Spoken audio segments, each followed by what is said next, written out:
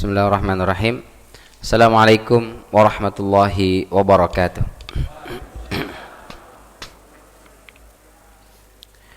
Alhamdulillah wassalatu wassalamu ala Rasulillah wa ala alihi wa ashabihi wa mawalah. La haula wa la quwata illa billah. Asyhadu an la ilaha illallah wahdahu la syarikalah wa asyhadu anna Muhammadan abduhu wa rasuluhu alladzi la nabiyya wa la rasula ba'dah. Amma ba'd, fa inna asdaqal hadithi kitabullah wa khairal hadi hadi Muhammadin sallallahu alaihi wasallam. Allahumma akhrijna min dhulumatil waham waftah lana abwabal ilm wa akrimna binuril faham wa sahhil akhlaqana bil hilm. Allahumma yassir wa la tu'assir fa inna taysira kulli asirin yasirun 'alaik. Rabbana zidna ilman warzuqna fahman walhiqna bis salihin bi rahmatika ya arhamar rahimin. Bapak Ibu hadirin sidang jamaah salat subuh rahimani wa rahimakumullah. Alhamdulillah, segala puja, puji serta syukur selalu dan senantiasa kita panjatkan kehadirat Allah Subhanahu wa taala. Mudah-mudahan kita semua termasuk hamba-hamba yang selalu mendapatkan inayah, hidayah dan taufik dari Allah Subhanahu wa taala sehingga bisa istiqomah terus berada dalam ketaatan kita kepadanya hingga akhir hayat kita kelak insyaallah. Salawat beriring salam tak lupa kita sampaikan kepada junjungan kita Nabi besar Muhammad sallallahu alaihi wasallam, kepada keluarga beliau, kepada para sahabat beliau dan juga kepada para pengikutnya, yang mudah-mudahan kita semua yang hadir di sini dan keluarga kita dimanapun berada masuk ke dalam barisan pengikut Rasulullah sallallahu alaihi wasallam, yang mudah-mudahan besok di yaumul qiyamah kita semua bisa mendapatkan syafaat dari beliau. Amin ya rabbal alamin. Hadirin rahimani wa rahimakumullah, di pertemuan sebelumnya kita sudah membahas tentang mazhar yaumal mahsyar, gambaran kondisi di yaumul mahsyar, di mana ketika itu manusia dibangkitkan dan dikumpulkan oleh Allah Subhanahu wa taala di mahsyar. Mahsyar dari kata hasyara, berkumpul. Mahsyar berarti tempat berkumpul ya. Mungkin ada ratusan miliar, ribuan miliar, mungkin jutaan miliar manusia berkumpul di satu tempat yang disebut dengan mahsyar. Di manakah mahsyar itu? Mahsyar itu adalah di sini, di atas muka bumi ini. Jadi bukan pindah alam, pindah tempat, tapi di sini di atas muka bumi. Cuma buminya sudah berbeda. Yauma tubaddalul ardu ghairal ardi was samawat. Pada hari bumi sudah modelnya nggak begini lagi, tapi sudah diganti. Begitu pula dengan langit. Ya, makanya kiamat itu idza zulzilatil ardu zilzalaha kalla idza dukkatil ardu dakkan dakka. Kami goncangkan bumi ini dengan segoncang-goncangnya ketika hari kiamat. Kenapa? Karena kata Ibnu Abi Zamanain, bumi mau diratakan sehingga tidak ada lagi dataran tinggi dan tidak ada lagi dataran rendah. Nggak ada gunung. Yauma takunul jibalu kal'ahnil manfush ya. Gunung-gunung itu akan diterbangkan seperti debu-debu yang berterbangan atau kapas yang berterbangan. Untuk apa nih? Untuk diratakan, karena kita membutuhkan tempat untuk berkumpul ya. Dan berkumpulnya itu muhti'ina ila da'. Muhti'in diantara maknanya adalah musri'in. Jadi semua begitu bangkit keluar dari kuburnya itu langsung bergegas menuju ke satu suara. Disitulah manusia berkumpul. Allah alam bagaimana teknologi Allah Subhanahu wa taala, yang jelas tidak ada yang telat ngumpul ketika itu. Bayangkan manusia itu ada yang mati mungkin di Amerika sana, ada yang mati di Australia sana, lalu dikuburkan di sana. Nah, begitu nanti dibangkitkan di yaumul mahsyar, semua akan bangkit dan semua berkumpul di satu titik dengan waktu yang cepat. Jadi nggak ada nanti misalnya kita udah ngumpul, kok belum juga mulai nih, kenapa nih? Nungguin yang dari Amerika belum nyampe, kan nggak ada. Cepat semuanya berkumpul di satu tempat. Lalu setelah manusia berkumpul, matahari didekatkan. Kata Rasulullah 1 mil. Kata perawi hadis, nggak tahu saya 1 mil ini maksudnya adalah apakah jarak yang ada di atas muka bumi, ataukah mil yang dimaksud pensil apa istilahnya untuk celak itu, yang buat ibu-ibu itu ya. Itu kan cuma sejengkal. Apakah makna mil 1 mil ataukah dia maknanya 1 jengkal? yang jelas sangat dekat. Maka manusia ada yang mandi dengan keringat sampai tenggelam dengan keringat, ada yang sampai mata kaki, sampai dengkul, sampai pinggang, sampai dada, bahkan nyaris tenggelam hanya hidungnya saja yang kelihatan. Maka ketika itu terjadilah langit terbelah, lalu turunlah malaikat. Yauma tashaqqaqus sama'u bil ghamami wa nuzzilal malaikatu tanzila. Langit terbelah, lalu turunlah malaikat bersaf-saf. Langit pertama 1 saf malaikat, langit kedua 2 saf, terus sampai langit ke-7. Setiap malaikat datang karena sangat indah begitu luar biasa, manusia bertanya-tanya, hal fikum rabbuna, adakah Tuhan kami bersama kalian? Mereka menjawab tidak ada. Sampai sudah kumpul 7 saf malaikat, waja'a rabbuka wal malaku saffan saffa. Hadirlah Allah Subhanahu wa taala. Lalu setelah itu Allah hadirkan wa burrizatil jannah wa uzlifatil jannatu lil muttaqin wa burrizatil jahimu lil ghawin. Lalu surga akan dihadirkan di sebelah kanan, lalu neraka Allah Subhanahu wa taala hadirkan di sebelah kiri. Ya, jadi manusia berkumpul, malaikat bersaf-saf, lalu Allah Subhanahu wa taala wa yahmilu 'arsya rabbika fawqahum yauma idzin tsamaniyah. Malaikat 8 malaikat memikul arsy, menghadirkan Allah Subhanahu wa taala hadir dengan arsy yang dipikul oleh 8 malaikat. Yang kata Rasulullah, aku diizinkan menceritakan tentang malaikat pemikul arsy yang besarnya itu dari jarak daun telinga ini sampai bahunya ini, kalau kita kan cuma sejengkal, itu perjalanan 70 tahun. Dari sini sampai sini 70 tahun Pak, kita baru nyampe itu. Kita kalau jalan 70 tahun sampai mana tuh? Mungkin 3 bulan aja, sebulan lah kalau jalan sebulan sampai Surabaya ya, sebulan gak berhenti Surabaya. Ini 70 tahun. Mungkin keliling dari ujung barat sampai ujung timur ya. Itu cuman dari daun telinga sampai sini. Lalu setelah itu Allah Subhanahu wa taala di sebelah kanan surga, sebelah kiri neraka, meskipun ada khilaf di antara ulama, sebagian mengatakan view-nya saja, bukan surga neraka yang dihadirkan. Tapi kalau Ibnu Katsir mengatakan enggak, memang diseret. Surganya dihadirkan, nerakanya pun dihadirkan, diseret. Kata Rasulullah sallallahu alaihi wasallam, neraka itu akan diseret menggunakan 70.000 rantai. Satu rantainya ditarik oleh 70.000 malaikat. Jadi betul-betul neraka itu dihadirkan, datang di padang mahsyar, surga itu dihadirkan, datang di padang mahsyar, menurut Ibnu Katsir. Lalu setelah itu diletakkanlah mizan di hadapan Allah Subhanahu wa taala. Apa itu mizan? Timbangan. Ya, maka disitulah kita akan ditimbang. Semua amal kita akan ditimbang oleh Allah Subhanahu wa taala. Fa amma man saqulat mawazinuhu fa huwa fi 'aisyatir radiyah wa amma man khaffat mawazinuhu fa ummuhu hawiyah. Apa yang ditimbang? Kata Ibnu Katsir, bisa saja amal yang ditimbang. Bagaimana cara nimbang amal, Ustaz? Hari kiamat amal kita itu akan dihadirkan dalam bentuk makhluk tertentu. Seperti di alam kubur kita ceritakan kemarin, setelah selesai ditanya Munkar Nakir, kalau dia bisa menjawab, maka dia istirahat di alam barzakh itu. Lalu setelah itu datang sosok makhluk yang sangat indah, menawan, harum, semerbak begitu luar biasa. Lalu kita tanya, siapa Anda? Ana amalukas salih. Aku adalah amal salehmu. Kalau dia tidak bisa menjawab pertanyaan Munkar Nakir, maka setelah dia dipukul dan seterusnya, datanglah satu sosok makhluk yang hitam, jelek, bau busuk. Lalu ditanya, siapa kau? Ana amalukas sayyi. Aku adalah amal burukmu. Jadi amal soleh atau amal buruk hadir di alam barzakh menemani kita dalam bentuk makhluk. Kalau amal baik, makhluk yang indah, menawan, harum, wangi luar biasa. Kalau yang buruk sebaliknya. Berarti amal bisa menjadi satu sosok makhluk. Itulah yang ditimbang. Nanti di padang mahsyar amal-amal kita ya, infak, sedekah, ngaji, baca Quran, tahajud, salat berjamaah, apalagi khitan. Khitan dapat pahala enggak tuh? Dapat enggak kira-kira khitan? Dapatlah ya, karena itu menjalankan sunnah Rasulullah sallallahu alaihi wasallam.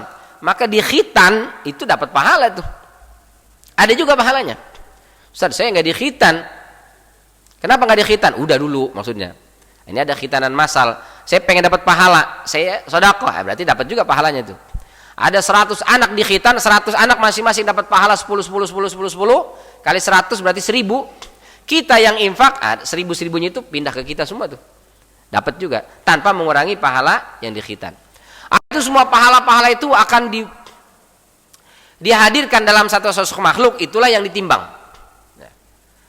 Yang kedua, boleh jadi bukan amalnya, tapi buku catatannya. Setiap kita beramal dicatat oleh malaikat Munkar dan Nakir. Beramal dicatat. Ini ada catatan amalan kebaikan kita ditimbang, ada catatan keburukan ditimbang. Bukunya tebal. Ada riwayat hadis tentang bitokoh, nanti kita sampaikan. Itu ada orang yang buku catatan keburukannya ada tis'atun wa tis'una sijillan, 99 buku catatan. Satu bukunya, jadi bukunya dia itu tidak begini dibukanya, tapi seperti struk belanjaan. Jadi kalau dibuka memanjang dia. Satu buku begitu dibuka maddal basar, sejauh mata memandang. Bapak Ibu, kita kalau memandang berapa kilo jarak pandangan kita? Tergantung umur Ustaz. Ya kalau udah agak-agak 70 plus sih, ya tatapan mata itu kalau nggak dibantu kacamata, siapa itu? Nggak bisa lihat ya. Tapi dalam kondisi normal, kita pesawat di udara itu kelihatan dengan jelas. Bintang kelihatan. Berarti sejauh mata memandang sampai ke bintang itu, dibuka satu buku itu sampai ke langit itu. Satu buku catatan dan itu isinya buruk semua, dan dia punya 99 buku catatan. Berarti buku inilah yang ditimbang. Nah, itu kata Ibnu Katsir. Atau yang ketiga, boleh jadi fisiknya, orangnya gitu. Orangnya ditimbang, begitu ditimbang keluar angka mungkin ya. Angka sekian kebaikannya, sekian keburukannya. Orang yang ditimbang. Wallahu alam, yang jelas al-mizan itu adalah hak, timbangan itu adalah sesuatu yang benar. Apa yang ditimbang, bagaimana cara menimbangnya, Allahu a'lam. Tapi yang kita inginkan adalah ketika kita ditimbang itu, kita termasuk orang-orang yang diringankan hisabnya, insyaallah. La yahzunuhumul faz'ul akbar wa tatalaqahumul malaikatu hadza yaumukum alladzi kuntum tu'adun. Surat Al-Anbiya ayat 103. Ada orang-orang yang panik begitu luar biasa, ketakutan, mandi keringat sampai tenggelam dengan keringatnya sendiri. Ada orang yang panik, ada orang yang ketakutan begitu luar biasa. Maka hari itu yaumun asir alal kafirina ghairu yasir. Buat orang-orang kafir pelaku dosa maksiat itu adalah hari yang sangat luar biasa mengerikan. Tapi buat orang beriman, la yahzunuhumul faza'ul akbar. Huru-hara yang terjadi di padang mahsyar buat orang beriman santuy aja dia. Yang lain kepanasan, yang lain mandi keringat, tenggelam dengan keringatnya, mereka Allah hadirkan payung. Ada sab'atun yuzilluhumullahu yauma la zilla illa zilluh. Ada 7 kelompok manusia yang akan dapat naungan dari Allah, enggak kepanasan. Nah, itulah mudah-mudahan kita insyaallah. Wa tatalaqahumul malaikah. Lalu malaikat datang. Selamat ya, ini hari yang dulu dijanjikan ini kiamat nih. Nanti kau akan dihisab. Nah, ini tenang aja, nggak ada masalah, aman. Nah, kita tenang tuh, ada malaikat tiap waktu datang, ngingetin kita, santai, nggak apa-apa, nggak masalah. Yang lain ketakutan, pucat pasti, kita santuy aja tuh, sejuk, damai. Ya, ibarat nunggu apa ya? Mau dapat gajian lah. Ya. Mau gajian panik apa tenang? Tergantung ya. Ada banyak cicilan apa enggak? Kalau banyak cicilan belum terima gajian aja udah pusing. Enggak lah, di yaumul hisab mudah-mudahan kita termasuk orang-orang yang la yahzunumul faza'. Baik, setelah itu dimulailah hisab. 3 kelompok yang pertama dihisab. Ini hadisnya Sahih Muslim, nomor hadis 1905. An Abi Hurairah radhiyallahu anhu, dari Abu Hurairah semoga Allah Subhanahu wa taala meridhoinya. Ini enggak gundul-gundul banget lah ya, masih bisa kelihatan lah ya. Sengaja tidak saya tulis terjemahnya karena saya tahu jamaah al-ikhwan masalah ini mah kecil lah, udah bisa lah ya. Tahu lah ini artinya udah.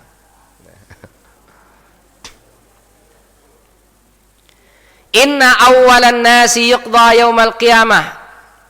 Sesungguhnya manusia yang pertama kali akan dihisab pada hari kiamat. Yang pertama rajulun ustushhida. Seseorang yang mati syahid, terbunuh di medan pertempuran. Fa utiya bihi fa'arrafahu ni'amahu fa'arafaha. Didatangkan. Lalu Allah tanya, "Apa yang kau dapat waktu di dunia?" Lalu dia jawab, "Ya Allah, waktu saya hidup di dunia kau berikan kepada saya fisik yang kuat, kau berikan kepada saya kesehatan. Dengan fisik yang kuat, yang sehat itu saya pergi berperang di medan pertempuran, saya perangi orang-orang yang memusuhi agamamu, saya bunuh orang-orang yang menghina dan melecehkan ajaran agamamu, sampai akhirnya saya terbunuh di medan pertempuran dan saya mati syahid. Qataltu fika hatta stushhidtu." Qala kadzabta. Lalu orang itu bilang, dan itu semua saya lakukan ikhlas karenamu ya Allah. Lalu kata Allah, kadzabta, bohong. Walakinnaka qatalta li an yuqal jari. Kau memang berperang, kau memang bertempur di medan pertempuran, kau bunuh sekian banyak orang-orang yang memusuhi agamaku sampai akhirnya kau terbunuh di sana, tapi itu semua kau lakukan lituqal annaka jari. Hanya pengen supaya dibilang kau adalah seorang pemberani dan pahlawan. Dan itu sudah kau dapatkan di dunia. Namamu terukir dengan tinta emas sebagai pahlawan, dikenang, makammu setiap hari mungkin dikunjungi dan diziarahi. Maka di dunia itu sudah kau dapatkan. Summa umira bihi fahusiba ala wajhi hatta ulqiya finnar. Lalu setelah itu dia dilemparkan ke dalam neraka. Ya Allah. Yang kedua, rajulun ta'allamal ilma wa 'allamahu wa qara'al Qur'an. Yang kedua adalah seseorang yang belajar ilmu sampai dia menguasai Al-Qur'an. Wa 'allamahu, diajarkan kemudian ilmu yang dia fahami, Al-Qur'an yang dia mengerti diajarkan, dan dia baca Al-Qur'an itu fa utiya bihi fa 'arafahu ni'amahu fa 'arafa. Lalu setelah itu ditanya oleh Allah, apa nikmat yang kau dapatkan waktu di dunia? Ya Allah, di dunia ketika itu kau berikan kepadaku kecerdasan. Dengan kecerdasan itu aku hafal Al-Qur'an, aku kuasai makna dan tafsirnya. Lalu setelah itu aku hafal hadis, aku kuasai ilmu-ilmu yang berkaitan dengan ilmu syariat. Semua sudah aku kuasai, setelah itu aku ajarkan kepada manusia. Dan itu semua ikhlas karenamu ya Allah. Lalu apa kata Allah? Kadzabta, bohong. Walakinnaka ta'allamtal ilma liyuqal alim wa qara'tal Qur'an liyuqal huwa qari. Kau memang jadi alim, ulama, cerdik, pandai, kau ajarkan manusia, tapi itu semua kau lakukan hanya untuk dibilang bahwa kau adalah orang berilmu, dan itu sudah kau dapatkan.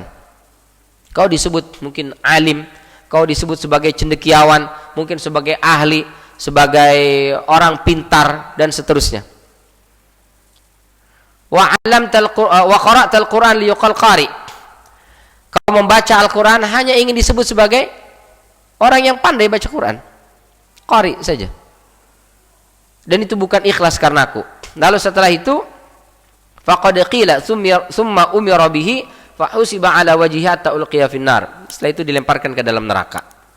Ya Allah. Yang pertama adalah orang mati syahid, dia menganggap ikhlas karena Allah, ternyata ya ikhlas, dilemparkan ke dalam neraka. Yang kedua, alim, orang berilmu, dia pikir ikhlas karena Allah, ternyata tidak, maka dilemparkan ke dalam neraka. Yang ketiga, rajulun wassa'allahu alaih, seseorang yang telah Allah lapangkan untuknya rizkinya, orang kaya berarti ini. Wa a'tahu min asnafil mali kullihi, Allah berikan kepadanya dari berbagai macam jenis harta. Dia punya uang, dia punya simpanan di bank, dia punya emas di Antam, dia punya aset rumah, dia punya tanah, dia punya kendaraan, dia punya banyak kontrakan misalnya, semua berbagai macam bentuk harta dia punya. Fa utiya bihi fa 'arafahu ni'amahu fa 'arafaha. Lalu didatangkan dan ditanya, apa yang sudah kau dapatkan waktu di dunia? Ya Allah, kau telah berikan kepadaku harta yang berlimpah. Lalu fama amilta fiha, apa yang telah kau lakukan dengan harta itu? Qala ma taraktu min sabilillah min sabilin tuhibbu an yunfaqa fiha illa anfaqtu fiha laka. Tidaklah ada satu kesempatan, ada peluang untuk berinfak di jalanmu yang engkau ridhai, kecuali pasti akan aku sedekahkan hartaku itu. Ada pembangunan masjid, aku datang paling dulu. Ada untuk anak-anak yatim, aku datang paling dulu. Ada khitanan masal, aku datang paling dulu untuk menginfakkan hartaku ya Allah. Dan semua itu aku lakukan karena ikhlas di jalanmu. Lalu kata Allah, kadzabta, bohong. Walakinnaka fa'alta liyuqal huwa jawad. Kau lakukan itu semua bukan karena aku, tapi karena ingin dipandang sebagai orang dermawan. Dan itu sudah kau dapatkan. Satu komplek semua menyebut Anda sebagai orang yang dermawan. Ketika namamu tak disebut, kau tersinggung. Ini khitanan masal, kalau bukan karena saya nggak berjalan. Ketua panitia mana ada nyebut-nyebut nama saya? Nggak ada bilang terima kasih. Besok-besok kalau ada khitanan masal, biarin. Saya tidak akan bantu sepeser pun. Nah, berarti karena ingin dipandang. Maka dia dilemparkan ke dalam neraka. Masya Allah. Hadis ini menjelaskan kepada kita, pertama tentang orang yang dipanggil. Pertama kali dihisab di yaumul qiyamah adalah orang mati syahid. Lalu setelah itu orang berilmu. Lalu setelah itu orang kaya yang mendermakan hartanya di jalan Allah Subhanahu wa taala, yang dia pikir ikhlas tapi ternyata tidak ikhlas.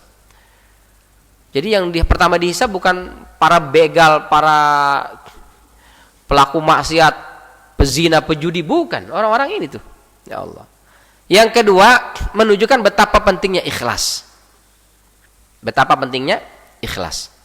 Yang ketiga, bukan berarti kalau gitu Ustaz, orang mati syahid aja celaka, yang dermawan aja celaka, yang alim aja celaka, apalagi saya Ustaz, mati syahid kagak, dermawan pun enggak, alim pun enggak.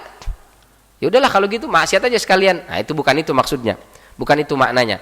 Maknanya selalu dalam setiap semua aktivitas kita berusahalah untuk dilakukan ikhlas karena Allah. Itu maksudnya. Ya. Bukan berarti semua orang-orang kaya akan dicemplungin ke dalam neraka. Orang-orang alim ulama dicemplungin ke dalam neraka, bukan ya maksudnya. Ya. Tapi berusahalah ketika kita Allah titipkan ilmu, lakukan, mengamalkan ilmu itu, mengajarkan ilmu itu, berusaha untuk selalu ikhlas karena Allah. Kalau ada sedikit hati dipuji manusia, kemudian muncul rasa, ya Allah iya ya, kayaknya satu komplek yang alim, yang pintar cuma saya, yang cerdas cuma saya, yang hafal Quran cuma saya, astagfirullahaladzim, istighfar. Ketika kita dititipkan harta, kita berinfak sedekah, lalu dipuji, muncul manusiawi lah. Ketika dipuji hidungnya kembang, kempis, pantatnya berasa tak menempel di tanah, manusiawi lah. Ya. Tapi ketika itu muncul, langsung istighfar, astagfirullahaladzim ya Allah, astagfirullahaladzim ya Allah. Bantu saya untuk selalu ikhlas karenamu ya Allah. Bantu saya selalu ikhlas karenamu ya Allah. Itu maksudnya ya. Taib. Itu tiga kelompok manusia yang pertama kali dihisab. Lalu kata Rasul sallallahu alaihi wasallam dalam riwayat Abu Daud, Tirmidzi dan juga An-Nasa'i, Syekh Albani mensahihkan hadis ini. Yang pertama kali dihisab dari setiap individu itu adalah salat. Inna awwala ma yuhasabu bihil 'abdu yaumal qiyamah min 'amalihi salatuhu.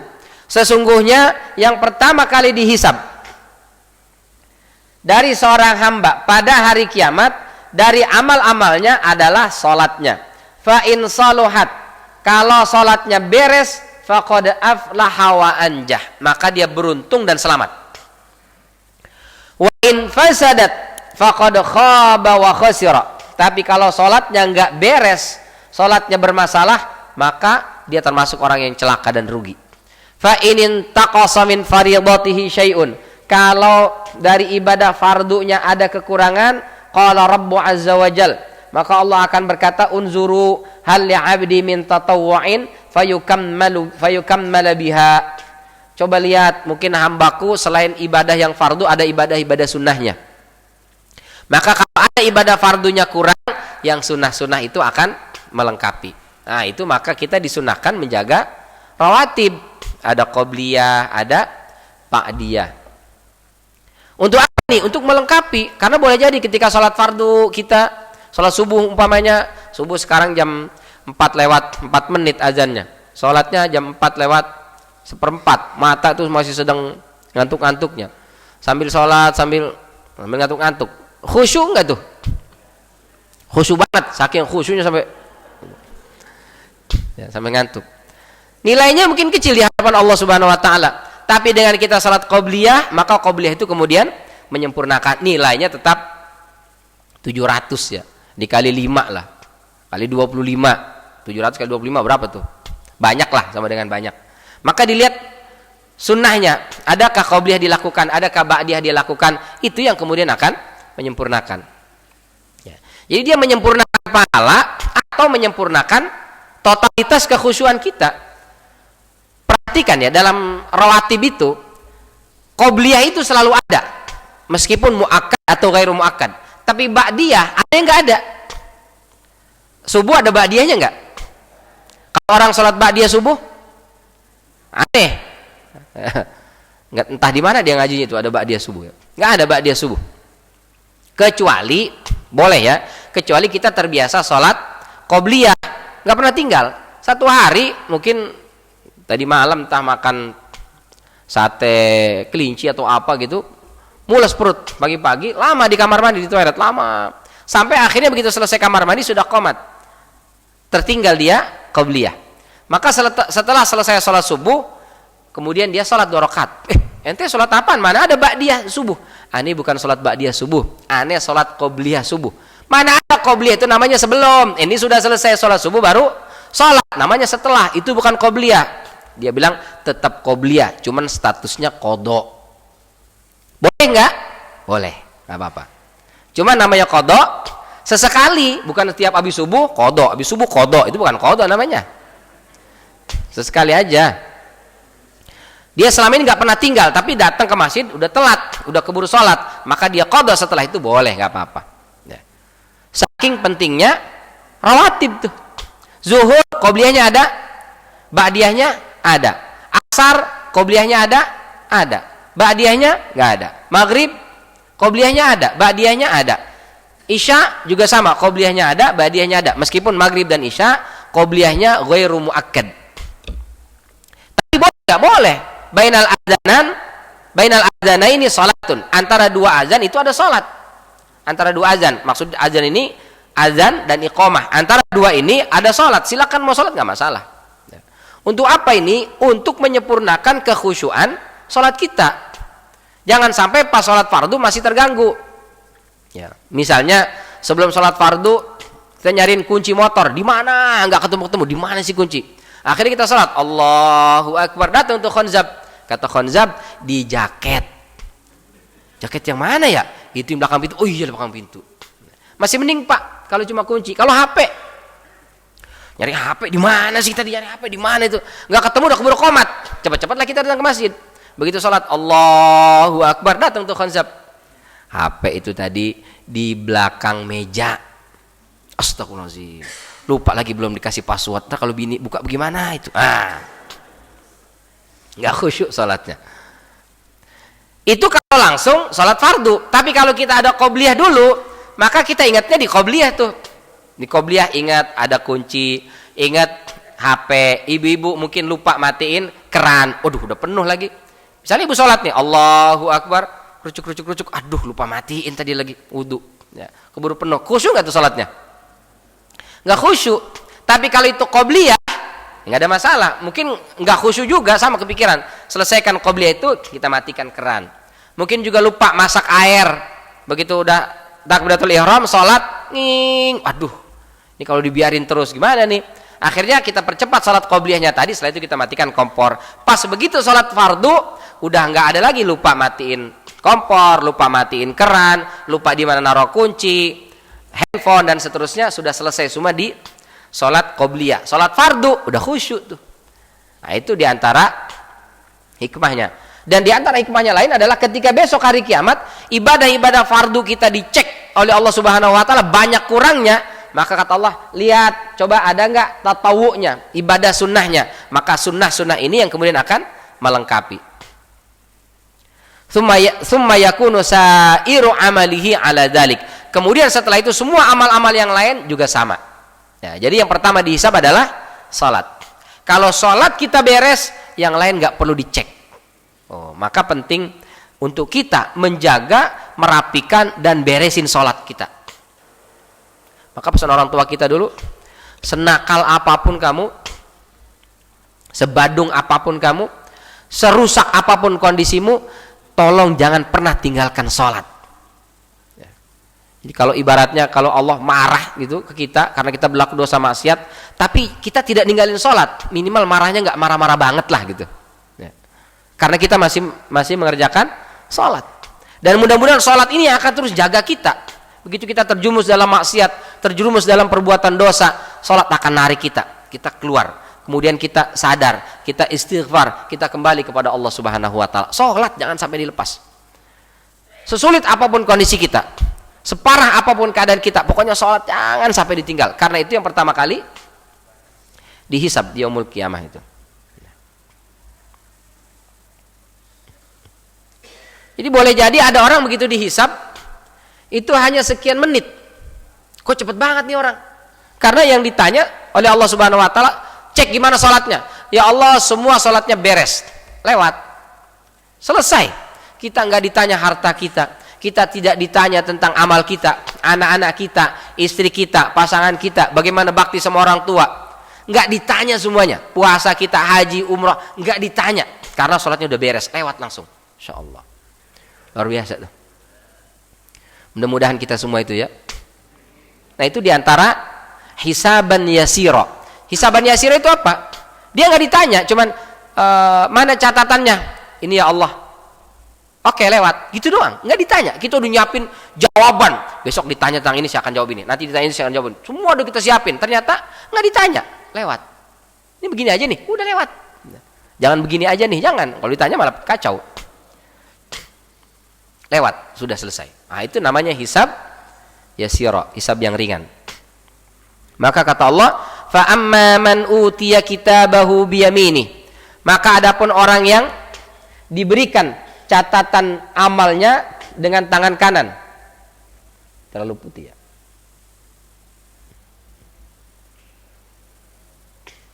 Kata Ibnu Jarir At-Tabari dalam tafsir Jami'ul Bayan, maksudnya adalah orang yang menerima catatan amalnya dengan tangan kanan. Kata Syekh Muhammad Amin Asy-Syanqiti dalam tafsir Adwaul Bayan, di surat Al-Infitar Allah jelaskan tentang penjagaan Allah dan catatan malaikat terhadap amal perbuatan manusia. Wa inna 'alaikum lahafizin. Sesungguhnya kalian itu pasti ada penjaga, kiraman katibin, yaitu malaikat-malaikat yang mulia yang mereka mencatat semua amalan kita. Ya'lamuna ma taf'alun. Mereka tahu semua yang kalian lakukan. Karena malaikat itu membersamai kita, mencatat semua amal kita. Innal abrara lafi na'im wa innal fujjara lafi jahim. Orang-orang yang abrar, orang-orang yang berbuat kebajikan, maka mereka berada di surga yang penuh kenikmatan, sementara pelaku dosa maksiat berada di neraka jahim.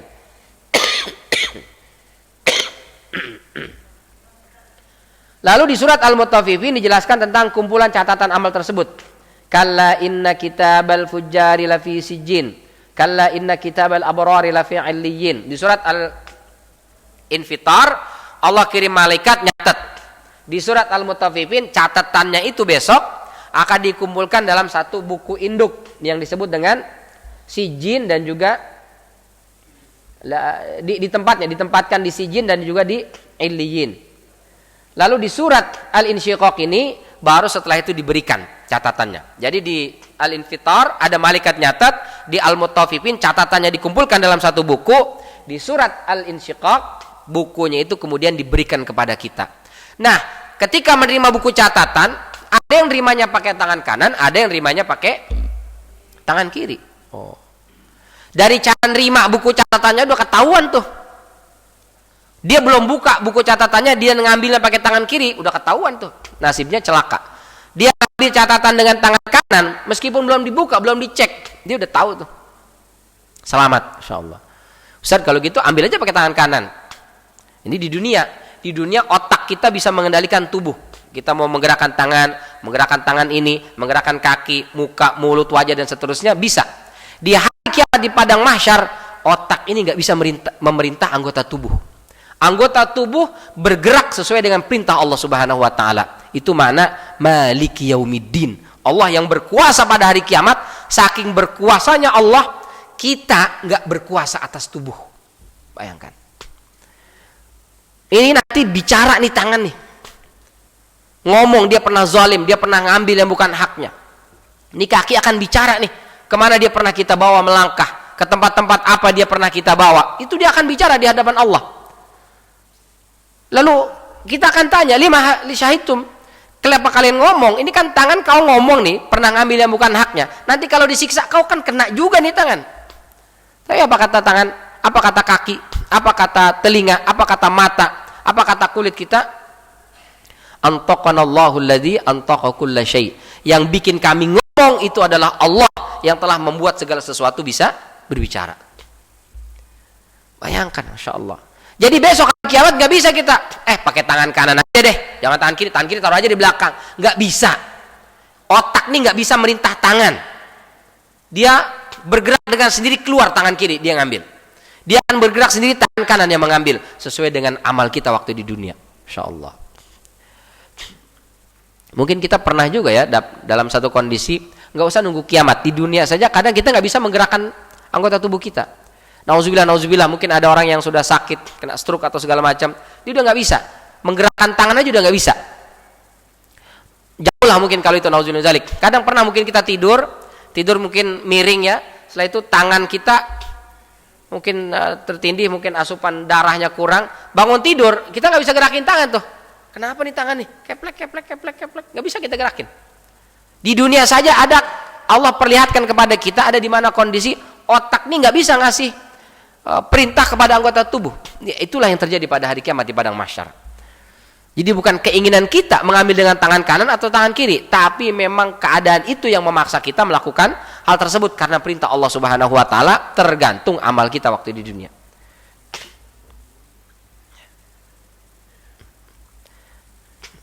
Kalau di surat Al-Waqiah disebut dengan Ashabul Yamin atau Ashabul Maimanah. Fa ashabul maimanati ma ashabul maimanah.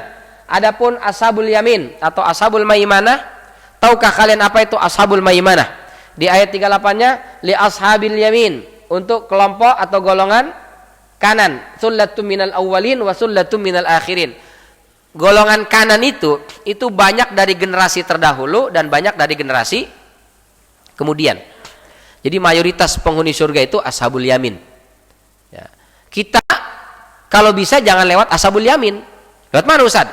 As-sabiqun as-sabiqun. Nah, ini level first class itu.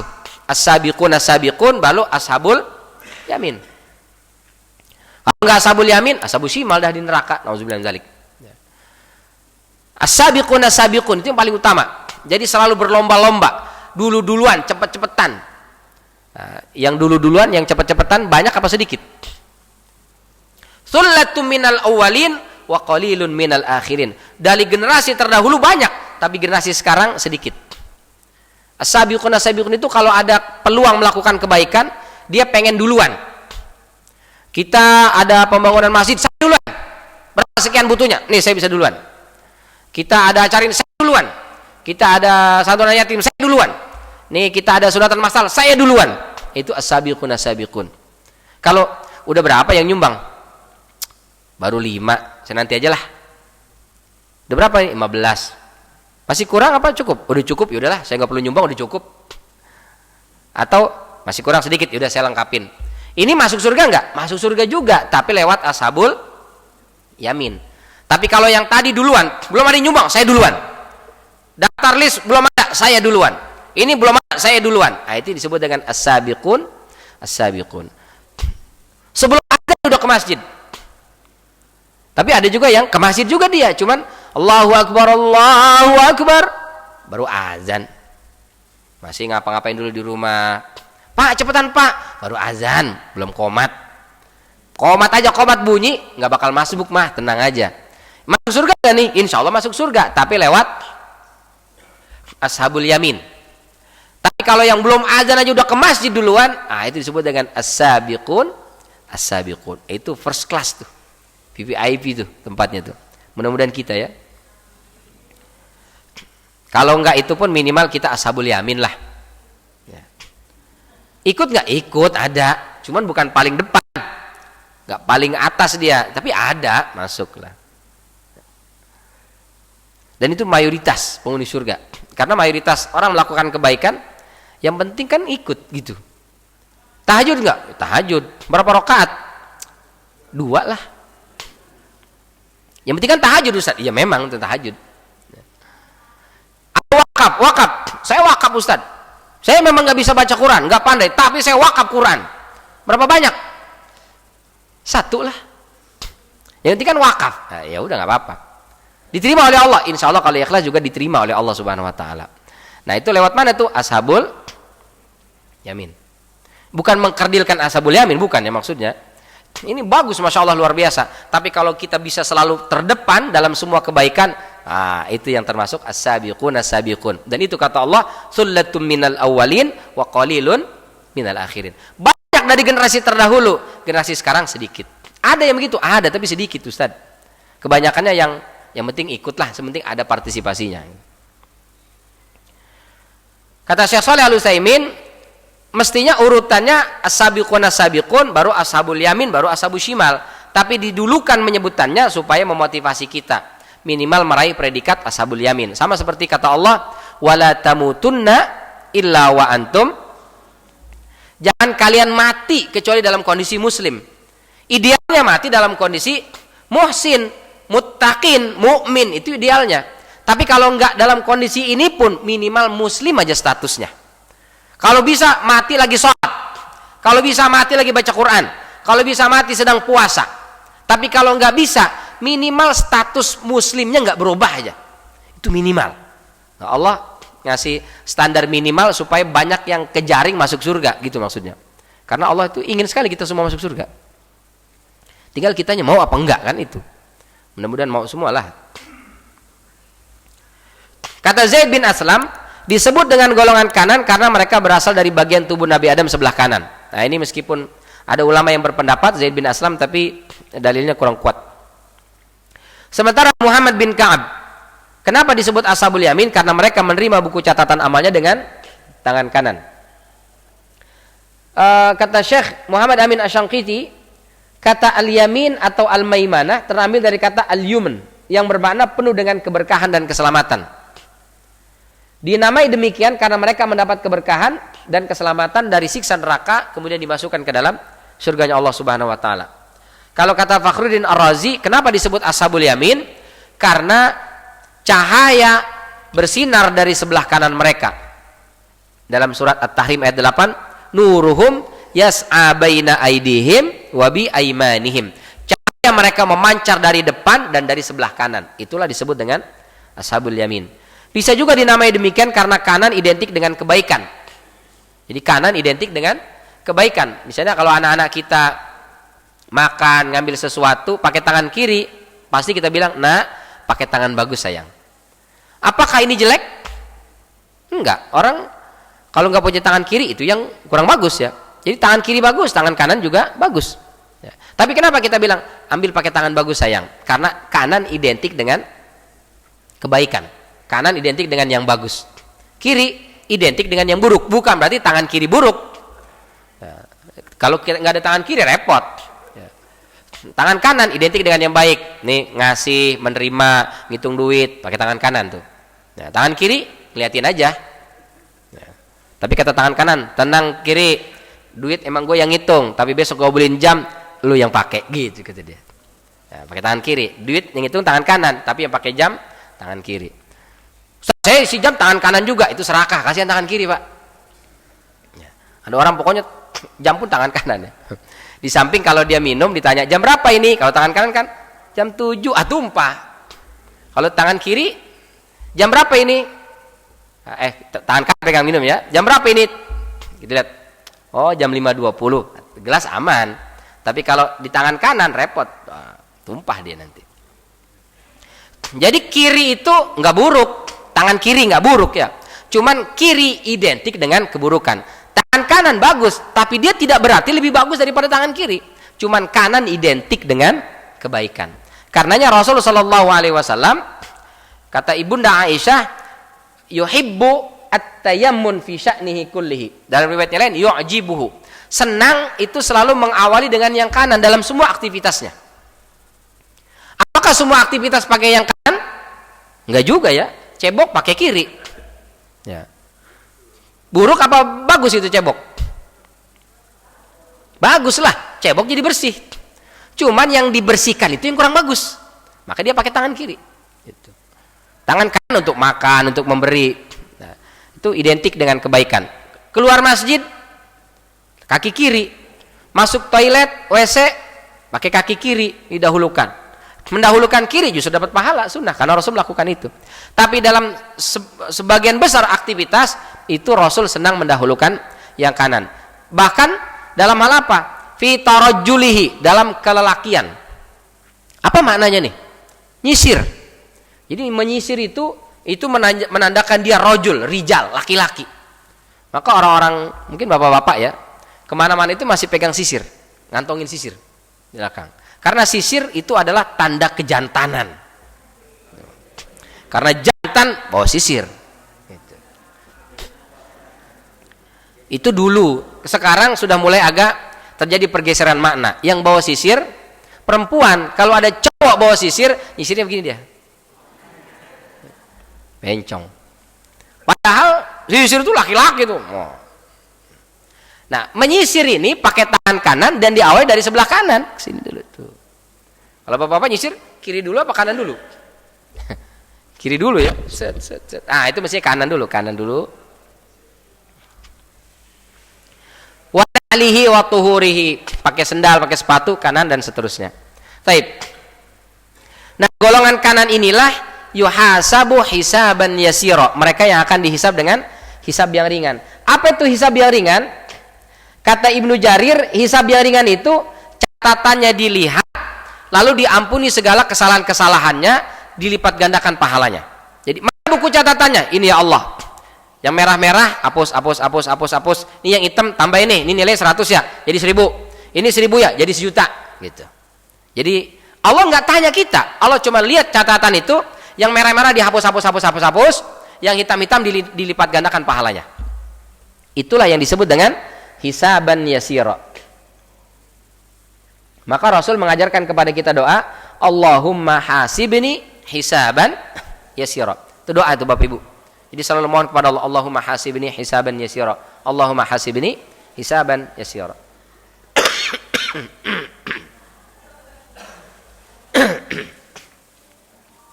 Jadi kata As-Sa'di, hisab yang ringan itu yaitu diperlihatkan sekilas amalannya sampai ketika dia mengira akan celaka, kemudian Allah berfirman, sesungguhnya aku telah menutupi keburukanmu ketika di dunia, maka hari ini pun aku menutup aibmu. Jadi nggak ditanya.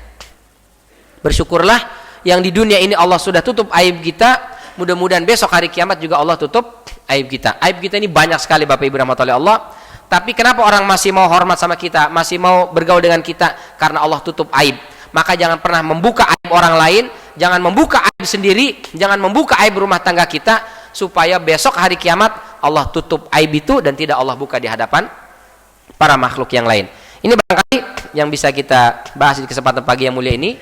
Mudah-mudahan kita semua termasuk orang-orang yang ketika dihisab dengan hisab yang ringan, yang itu ketika hisab itu didatangkan kepada kita, kita tidak ditanya, hanya kemudian dicek bukunya lalu dipersilahkan masuk ke dalam surganya Allah Subhanahu wa taala. Amin ya rabbal alamin.